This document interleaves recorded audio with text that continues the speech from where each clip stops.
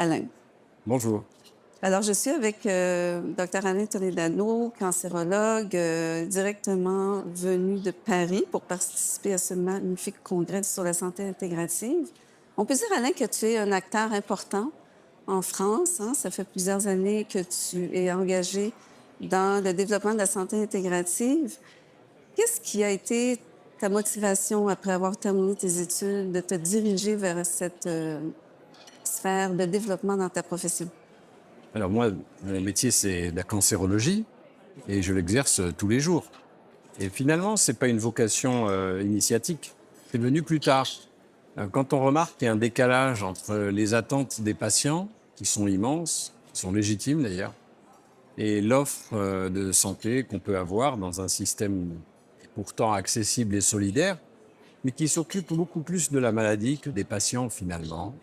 Et donc il y a un moment où il y a une forme de frustration quand on est soignant, de ne pas donner assez de temps, de ne pas avoir assez d'outils, de ne pas forcément considérer l'autre dans sa globalité. Donc comment on fait aujourd'hui pour continuer à exercer une médecine de qualité où on s'occupe de ces maladies qui minent la vie des gens, mais où on peut aussi les prendre en charge de façon globale. Oui, effectivement. Et d'ailleurs, tu portes très bien tous les propos quand tu les exprimes au niveau de qu'est-ce qu'on peut faire justement pour amenuiser cette souffrance et d'aller chercher des outils qui nous limitent des fois en tant que soignants. Et toi, tu es vraiment en avant de la scène parce qu'en cancer, on sait, hein, c'est le fléau de notre société. Et Oui, la maladie génère des déséquilibres de vie, les traitements aussi, les méfaits des traitements. Et donc, on se retrouve à avoir des patients qui ont énormément de symptômes. Alors, si le médecin en face, il se dit, mes symptômes, ça sert à faire des diagnostics parce qu'on a des syndromes, mais qui ne s'occupe pas forcément de ces symptômes qui minent la vie des gens, il y a finalement des équilibres de vie qui sont rompus, on a un décalage entre les attentes des patients et l'offre de notre système de santé. Donc moi, assez rapidement, avec mes collègues, on s'est dit il faut qu'on travaille sur une offre de soins beaucoup plus large, de prendre soin, et finalement qu'on puisse, en plus de considérer mieux nos patients, de leur donner du temps. En fait, tu étais à l'écoute des doléances des patients et également, tu pouvais observer qu'il y avait des possibilités d'aller chercher dans l'interdisciplinarité des protocoles de soins qui seraient plus globaux et dans une dimension holiste de l'individu. Ce qui est quand même remarquable, c'est on échangeait avant de débuter l'entrevue, tu es un peu un philosophe de par ta nature et tu as ce penchant humaniste. Donc, tu as cette sensibilité, cette réceptivité qui t'a permis de te propulser dans cette grande aventure. Oui, alors après, il y a aussi le constat de fait, même en cancérologie, la transdisciplinarité, parce qu'il y a une synergie. 1 plus 1 n'est pas égal à 2, c'est égal à 3.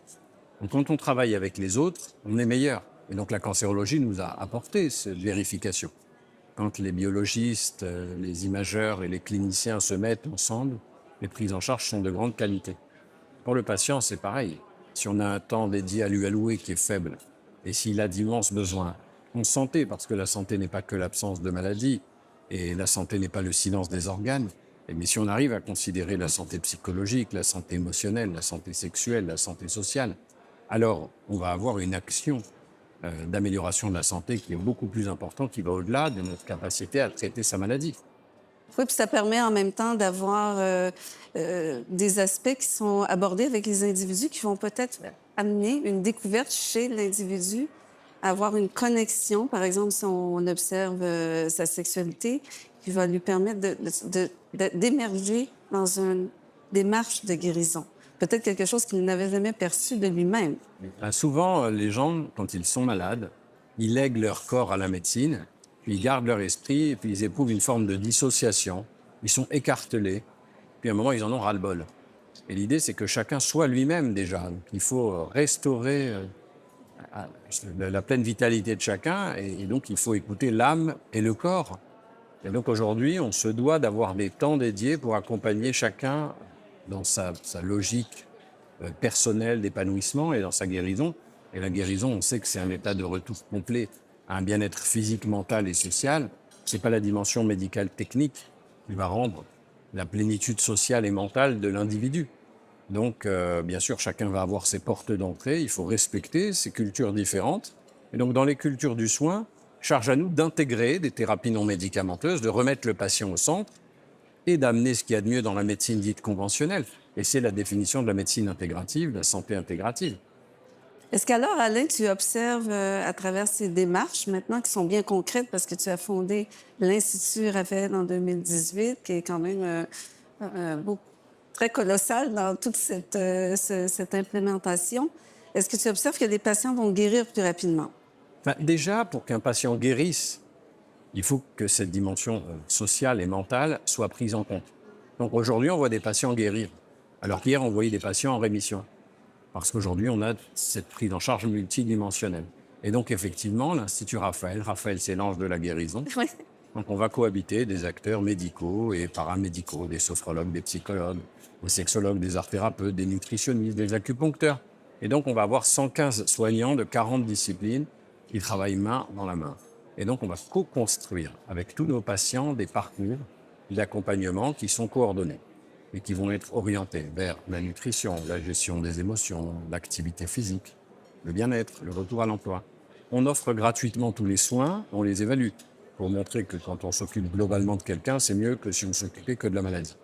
Et donc, on a offert en 7 ans 140 000 soins à 6 000 nouveaux patients en montrant qu'on diminuait de 60% le taux de dépression sans médicaments en s'occupant des gens.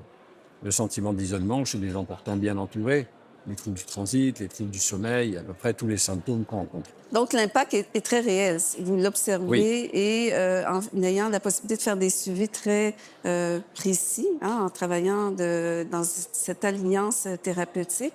Et c'est un modèle qu'on pourrait répéter ailleurs parce qu'on voit que ça porte fruit. C'est Oui, absolument il y a extraordinaire. un bénéfice et pour les patients, et pour les soignants qui travaillent mieux, et médico-économique pour la société. Alors on parle en cancérologie, mais on peut parler de toutes les maladies chroniques. C'est plus d'un tiers des populations occidentales.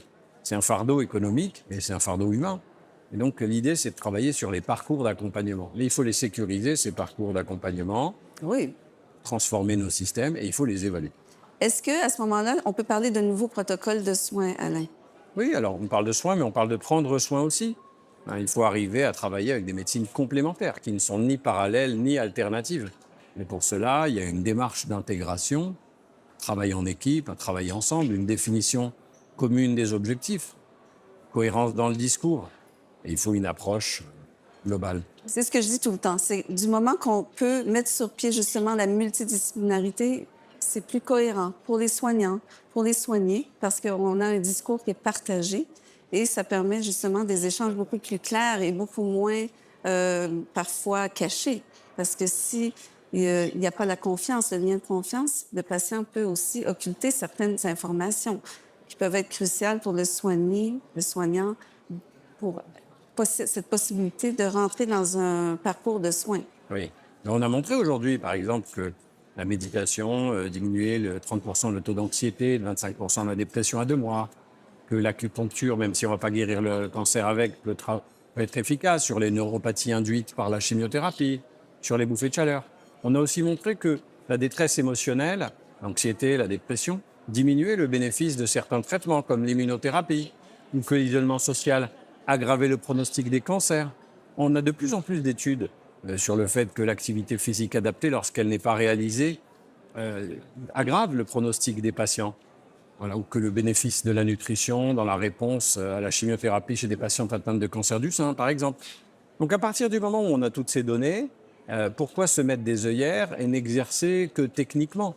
Donc on doit aujourd'hui, nous, intégrer la démarche scientifique pour appréhender de façon globale les patients et leur offrir les meilleurs parcours. Et l'idée, c'est qu'on ne peut pas avoir toutes les expertises et le temps à dédier. Et donc, c'est de constituer des équipes autour de nous, cohérentes, pour accompagner nos patients. On parle à ce moment-là des piliers de la santé, qui sont aussi importants à pouvoir exprimer, hein, la nutrition, l'exercice physique. Puis c'est exactement un propos que j'ai lu récemment que pour certains patients, quand ils sont dans un parcours de soins en oncologie, le fait d'essayer de tous les jours d'avoir une certaine activité physique, aussi mince soit-elle, va favoriser justement, c'est aussi toute la joie qu'on incarne dans notre corps, mais aussi de faire mouvoir les systèmes biophysiologiques, puis ça apporte une fierté, une valorisation. Et fabriquer du muscle. On sait Oui. Quand il y a une fonte musculaire, les traitements sont plus toxiques et moins efficaces. À l'inverse, quand on fabrique du muscle, on a des systèmes anti-inflammatoires qui sont en mouvement avec une action anticancéreuse également. Donc aujourd'hui, on est en train de se poser la question comment intégrer les connaissances dans le microbiome flore intestinal, comment adapter les protocoles d'activité physique, comment améliorer la nutrition, la prise en charge psycho-émotionnelle, la prise en charge sociale, intégrer la dimension culturelle. Et donc le travail sur le parcours du patient est fondamental. Et il faudrait qu'on puisse créer cette valeur clinique, la valeur médico-économique, pour qu'on puisse prendre en charge pour tous les patients ces accompagnements. Idéalement. En fait, c'est un objectif. Oui, Et sûrement que tu vas le réaliser, Alain. on espère. Est-ce que tu pourrais maintenant peut-être plus aller vers la prévention? Je sais que c'est quelque chose pour toi qui est important parce que tu mentionnes souvent qu'on peut prévenir, on peut faire du dépistage beaucoup plus rapidement et ainsi diminuer le fardeau pour la communauté, l'individu, la communauté. Donc on sait que 40% des cancers sont évitables et que 80% des maladies cardiovasculaires sont évitables. Là, on parle des habitudes de vie. Alors on va parler de l'alcool, du tabac, de la sédentarité, du surpoids. On sait qu'on a moins de 3% de nos budgets alloués à la prévention. Donc c'est un appel pour qu'on fasse plus de prévention. C'est bénéfique pour la vie de nos patients, mais également pour la vie de nos systèmes. Parce qu'on ne peut pas continuer à dépenser pour essayer d'être curatif et augmenter la charge finalement du handicap et du fardeau pour la société, alors qu'en fait l'investissement et le gain se ferait mieux en prévention. Et on a aujourd'hui énormément de rapports qui nous disent le bénéfice économique pour les pays à s'engager sur des stratégies de prévention. Mais on sait que le fardeau économique, c'est quelque chose que toi et moi, on est sensibilisés et c'est censé, hein, c'est mathématique.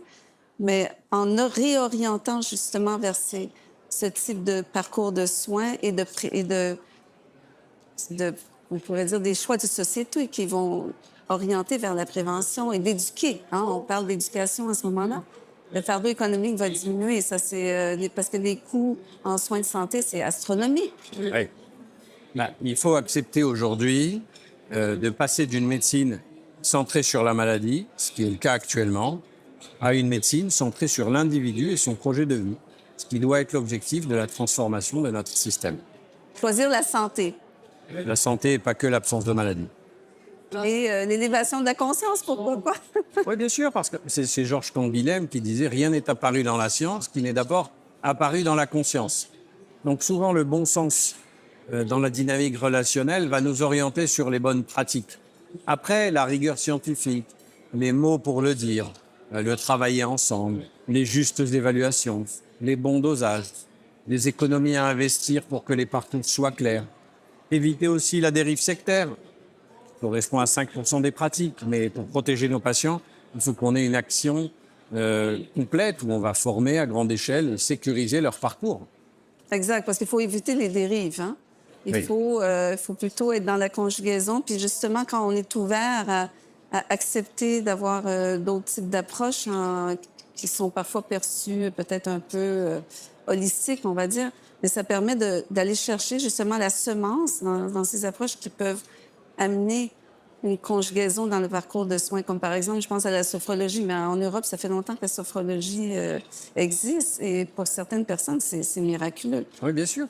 Alors, il y a des sensibilités individuelles à telle ou telle technique, et puis en fonction des praticiens, les outils ne sont pas utilisés de la même manière. Donc, il y a une forme de complexité à prendre en compte, mais chacun va avoir sa sensibilité. En tout cas, chacun a ses émotions et cette prise en charge est fondamentale. Mais il faut aussi, chacun se nourrit, il faut travailler sur les équilibres nutritionnels. Alors, il n'y a pas un seul régime valide, mais on doit travailler avec chacun pour optimiser et être le meilleur de soi-même. On a échangé hier sur l'affect. Je sais que c'est quelque chose qui te tient à cœur. Hein? On pourrait faire le parallèle avec la gratitude.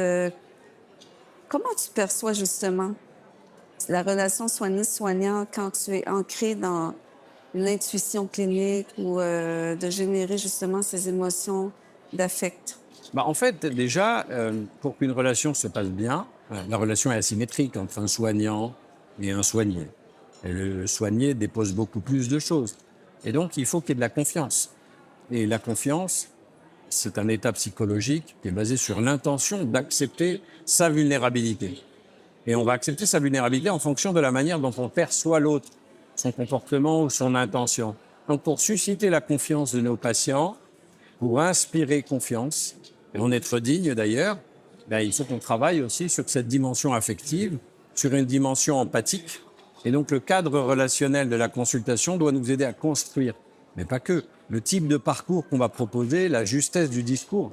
Parce que si on parle effectivement de molécules et de techniques, en oubliant qu'il y a un temps pour accepter cela, il y a des peurs, qu'il faut une certaine pédagogie pour arriver à ce que le patient il entre finalement dans une logique qui n'est pas forcément la sienne. Donc voilà, c'est la prise en charge affective du patient, elle va être déterminante dans le socle de confiance qui est nécessaire pour une relation épanouie. C'est une forme de défi, hein, parce que la médecine a un peu bifurqué de toute cette sensibilité et on essaie de ramener justement dans le principe de base. On parlait de la globalité de l'individu, mais aussi dans la relation ancrée dans la présence. Et sûrement que tu as lu ces études scientifiques qui disent qu'implicitement, le patient, le soigné, quand le soignant est en cohérence dans la présence, c'est perçu dans l'échange vibratoire et qu'automatiquement, on peut positionner justement un état de confiance, la relation de confiance et d'ouverture vers un dialogue plus ouvert. Bien sûr, l'acceptation du traitement, d'effets secondaires, c'est basé aussi sur l'espoir. C'est la différence entre la douleur et la souffrance. La douleur, c'est un symptôme. Ça se traite avec des médicaments. Mais la souffrance, c'est quand il n'y a plus d'espoir. Donc, il y a des gens qui sont douloureux, mais qui ont l'espoir. Et donc, ils souffrent moins. Et à l'inverse, il y a des gens qui n'ont plus de douleur, mais ils n'ont plus d'espoir. Parce qu'avec des mots ou des postures, on leur a enlevé. Et donc, notre métier, c'est de gérer l'incertitude en donnant de l'espoir. Comment vous voulez donner de l'espoir si on ne s'est pas accordé dans nos fréquences avec notre interlocuteur pour créer cette dynamique de confiance? C'est extraordinaire comment tu mets les mots ensemble pour exprimer toute cette richesse dans la relation. Il y a beaucoup de finesse également. Je te remercie beaucoup, Alain. Merci beaucoup. C'est vraiment un échange sublime. Merci de l'invitation. Merci. Salut.